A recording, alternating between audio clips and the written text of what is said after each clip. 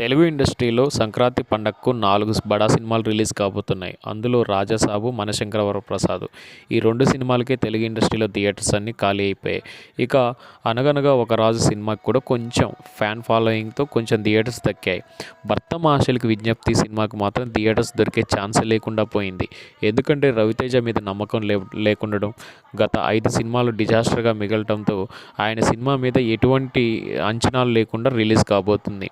కానీ ఒకవేళ block buster hit అయితే మాత్రం ఆయనకొచ్చిన నేమ్ ఎవరికీ రాదు. ఎందుకంటే పోయిన సంక్రాంతికి వస్తున్న సినిమా ద్వారా Venkatesh super duper block buster hit కొట్టాడు. 'రాజాసాబ్' ట్రైలర్ బాగుంది, 'భర్త మహాశైలకు విజ్ఞప్తి' ట్రైలర్ బాగుంది, 'అనగనగా ఒక రాజు' ట్రైలర్ బాగుంది, 'మనశంకర వరప్రసాద్' ట్రైలర్ కూడా బాగుంది. అన్నిటికంటే 'రాజాసాబ్' నెక్స్ట్ లెవెల్లో ఉంది ట్రైలరు.